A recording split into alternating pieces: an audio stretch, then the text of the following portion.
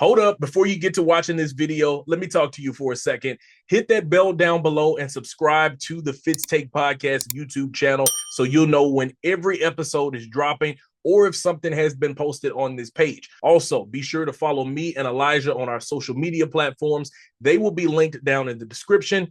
Now back to the episode. And the first play is Patrick Mahomes yesterday. He went behind the back in a preseason game against Detroit. And before we even get to that clip, Fitz, I mean, we've seen a lot of throws from him, man. I mean, it just feels like the world is playing in – we're playing in Patrick Mahomes' world, the NFL should say. Do you feel like this guy is just – how phenomenal is he, and how much more do you see him growing at the quarterback position? At this point in his career, man, like the first section of Patrick Mahomes' career can be considered a Hall of Fame position. I think they've been to the Super Bowl 4 out of the last 5 years. He has a back-to-back run. He has 3 under his belt, Super Bowl MVPs. Like, I don't think we've seen anything like this, and I don't think we'll see something like this for quite some time because he's just extremely talented. He knows how to keep composure. He knows how to command an offense. He has things rocking in Kansas City right now. People are absolutely feeding off of that, and so I actually got this clip pulled up on my computer, man. Let's take a look at it real quick. Mahomes keeps it, goes behind the back. Kelce's got it for the first down. How do you like that? Well, they talked about it in practice this week, and Mahomes even talked about the fact that he said Andy wants him to do it in a game. Well, guess what? Here it is. Behind the back flip to Travis Kelce for the first down. Crazy, bro. Now all of a sudden it's another thing for defenses to worry about. Crazy, bro. And you know what's so crazy about it? That like makes it even more special is like they were talking on the broadcast, I think it was, and they interviewed not Patrick Mahomes. They interviewed Travis Kelce, and I think Travis was saying that he ran the wrong play or something like that. He ran the wrong play, and they just improv to do that. So that tells you, bro, like they in practice doing crazy stuff like that all the time. Like you can't like practice a chemistry like that. You cannot mimic a chemistry like that. They're just out there doing what's familiar to them, bro. Like it's something that we've never seen before, man. Like people are doing behind the back passes, but to be in sync like that, it's amazing. I'm always impressed by the way that Pat is able to do things, and then that Travis Kelce is still able to play like he's playing at this high of a level. Yeah, man. Like you said, Patrick Mahomes is playing at an amazing level. What I really like about Patrick, I mean, it's just like he's just out there having fun. I know that it's a job, of course, that put food on the table, it feeds your babies, it feeds your family, but like he's just having fun, man. And I just, like I said earlier, the NFL is living in his playground right now because Patrick, it's nothing Patrick can't do. Ever since he stepped into the league, let's put it like this, besides that year he had to sit out because, he's behind Alex Smith, his season ended in the AFC Championship game or the Super Bowl. He won 3 of those Super Bowls. And again, like what more can you ask for? I know that people are just trying to compare him with this echelon of Tom Brady. He has some time under his belt. If he can get to 7, he gets to 7. If he gets to 6, well, how many more he ever gets to? At the end of the day, you can't take away from this guy's greatness. And what he did yesterday, again, it's a preseason game, but that shows you how much this team, not just Patrick and Travis, are in cahoots, because if they're doing that stuff in practice, it shows in the game. And even though it didn't count as an actual play in the regular season, it shows that, hey, whenever thing breaks down, Patrick can make a play. They can, man. Now, let me ask you this. How much longer do you think that Pat is going to be able, like right now he's in his prime, like he's peaking, you know what I'm saying? He has everything that he needs arsenal-wise to continue to make this offense flow. But how long do you believe that this Chiefs dynasty is going to be able to reign?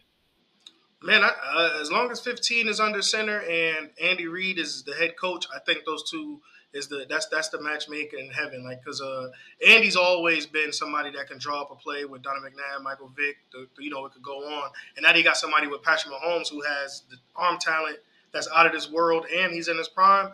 I think that can go for another probably about 5 to 7 years, man, to be at his peak. But that doesn't mean after the 7th year that they still can't win, because at the end of the day, we seen Tom Brady compete in his 30s and in his 40s because of the stuff that they surrounded him with. So if the organization keeps surrounding Patrick Mahomes with, winnable pieces that he could continue to take to a Super Bowl or to an AFC Championship game or wherever they may want to go, then that dynasty can go for a very, very long time. But as long as you got Big Red and Patrick Mahomes under center, I think that thing could go, man, as much. But what about you, Fitz? I mean, you kind of like you said. I think that he's in prime position right now, and I think he can go on for a very long time. But I think what is also going to be very dependent on his success is the type of pieces that they have around him. They've drafted an Xavier Worthy, somebody that was very similar to what Tyreek Hill was. Yes, they won a Super Bowl without a Tyreek Hill, but now that they have an Xavier Worthy back on the team like this, if he can become acclimated with what they need, they're going to be dominant for another 7 to 10 years possibly. I think what the key piece is right now that people are taking for granted is Travis Kelce. And we don't know how many more years he has under him. I think he's approaching, his mid-30s right now. And there's no telling how many more years he can go. I think his career is cemented at this point. If he decided to retire tomorrow, he would be absolutely a first ballot Hall of Famer. I think right now he's just out here having fun at this point. It's not even work to him anymore. It's about just going out there, competing with your guys, having a whole bunch of fun and winning championships. I think so. As long as there are pieces around Pat, and as long as he's able to keep that structure and maintain the level of plays that he's able to put out there, I think that this dynasty is going to go on for a very, very long time and keep making crazy behind the back passes and, no look passes and all this stuff like that he does. I think that that's going to continue to happen in KC for a very long time. Now, who is your top 5 quarterbacks in the league right now? If you could you got to go in order. Go in order, too. Top 5 quarterbacks in the league right now is what, Fitz? Man, that's tough. That's really tough.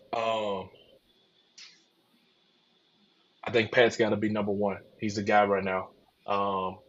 It's like you said, it's his playground, and everybody else is just holding up space. But at the end of the day, he runs the show. I think if Lamar Jackson can take that next step, he will be able to overtake Pat for a season or so. But I think I'm going to put him in a 2 spot right now. Trying to think about other quarterbacks maybe in the NFC, because like Aaron Rodgers was not really able to put the pieces together. Dak Prescott, he has great regular seasons, but in the postseasons is where things really get muggy for him. Nobody in the NFC South that I can really think of that pops out right away. Jordan Love had a great splash, but I'm not ready to put him in the top 5 right now. Joe Burrow is coming off of an injury, but I think he's somewhere in that 3-4 area. I'm going to put him at 4. Okay. So I got Pat 1, Lamar 2, Burrow 4. Let's go Josh Allen 5. I think he's in that conversation as well, but he hasn't had deep postseason success is what he would have liked. Let's see about that 3 spot. The AFC West, you got Justin Herbert, Pat. Gardner Minshew was just now announced as the starter. On Sunday, he was announced as the starter for the Raiders, but he is not in the top 5 at all. I don't know, man. Hey, I don't know. That 3 spot might be tough. But I got 4 to 5. So let's put that as the Mount Rushmore. Let's do that. I got you. let's do that. Let's do that 4. So we got Pat, Lamar, Josh Allen, and who else did I say? Joe.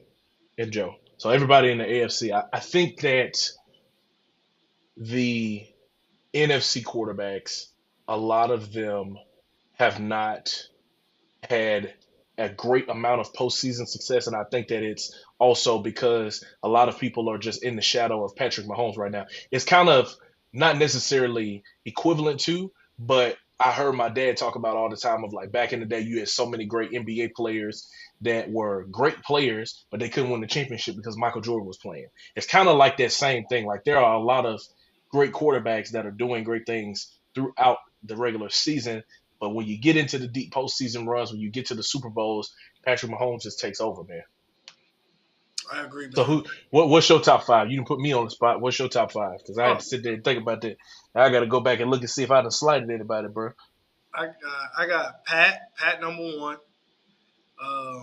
Josh Allen number 2. Ooh. I do got number 2. I got Lamar that'll come in number 3. Joe Burrow was number 4. We agree with that one. Joe Burrow's number 4. I think Joe Burrow is very, very, like, he's good. And it's not like he's sneaky good. Not in the sense of, like, he'll sneak up on you, but it's more so, like, he picks his spots at the right time. When he's ready to dink and dunk, he does. And he can find somebody deep route, he does. And number 5, man, I mean, you can say I'm biased, but I'm putting my boy Big Matthew Stafford at number 5, baby. I'm putting Big Matt at number 5. Your bias is showing. I'll be biased. I'll be biased on that one. Let's see what the NFL top 100 is. NFL top 100 quarterbacks. I think. Because I know Reek was number 1. Oh yeah, when Tyreek won number 1, it was a shocker to me. Definitely was a shocker to me. Not saying that he didn't have an outstanding year, but I think Patrick was the guy. Was the guy last year, and I thought he was just the number 1 player throughout the whole thing. So 2 of our 5 are in the top 4. Pat is 4. Lamar is 2. You got a bunch of defensive linemen, offensive line. Travis Kelce is 9. So 20-11. C.J. Stroud was number 20. I forgot about the young. Oh boy, I forgot about him. C.J. Stroud's gonna be special this upcoming year, bro. He's gonna be special. Josh Allen was 12.